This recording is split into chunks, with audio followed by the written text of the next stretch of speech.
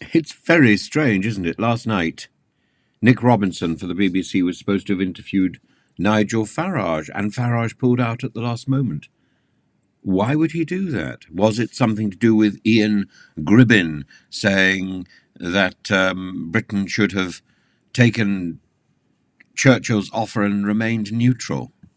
Gribbin's various comments. This isn't about Gribbin, this is about Nigel Farage. I think in many ways it could be about Gribbin, because it reflects on Gribbin's reflects on Nigel Farage's failure to take responsibility for the people who are standing in reform, just as he failed to take responsibility for the people who were elected to UKIP. The David Coburn story, the Richard Lucas story, again about David Coburn, again about Farage's inability to take control. Well, he's just a lad. Oh, it's just a joke. Oh, I don't care, as long as Farage is in the limelight. But why would Farage duck out of the limelight, duck out of the opportunity to be on BBC One when he's when he's riding high? Why? It's astonishing. Oh, and of course, Ian Gribbin has also praised Vladimir Putin, according to the BBC. But it isn't about Ian Gribbin. It's about Nigel Farage's management of his parties. Essentially, Nigel Farage seems to be all about Nigel Farage. It's about exposure. It's about being on the telly. It's about doing GB News. It's about being in control. And maybe he felt that with an affable interviewer like Nick Robinson, who's sitting down in a calm way, holding a conversation rather than an interrogation, maybe he felt that he was at a disadvantage, because Farage is all about firing off responses to difficult points that you don't want to. Farage, it seems, is quite happy to have a pint with somebody for his own television programme, but not have a cup of tea with somebody for somebody else's programme. It seems very strange that he should continue to be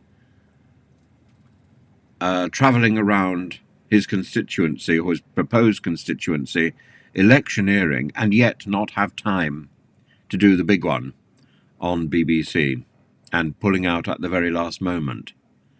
It's rude. It's brash.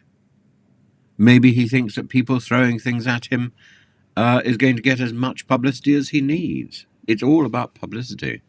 Maybe, I mean, there's even a rumour that the people who are throwing things at him are paid by his own group to throw stuff and be provocative.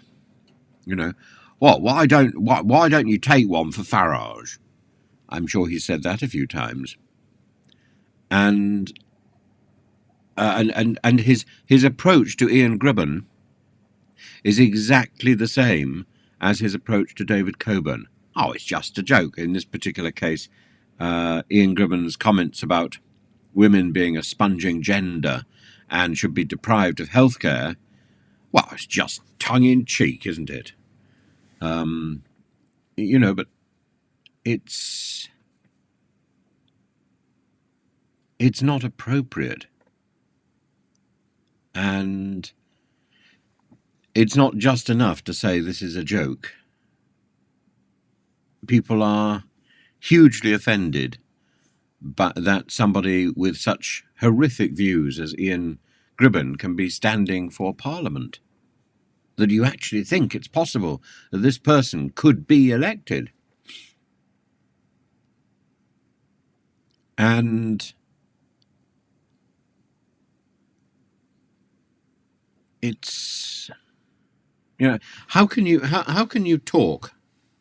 How can you talk, Farage? How can you talk about how awful it is for the Prime Minister to spurn the Normandy beaches, and then have somebody in your own party who tries to exorcise the cult of Churchill and recognise that both in policy and military strategy he was abysmal. How is it possible to have somebody like that in your party at the same time as criticising the Prime Minister?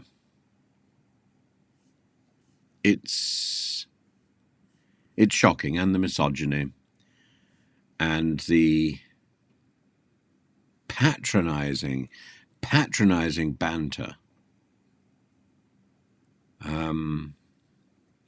Farage has said, Farage, let's call him Farage from now on. Farage has said that there are problems with the Prime Minister calling a snap election because nobody's ready and because it's not possible to put a vetting programme in place because we've run out of time. Maybe the person who needs to be vetted is Farage. I'm not talking about vetting as in taking the cat or the dog to be emasculated by the vet. I'm using vetting in the broadest sense.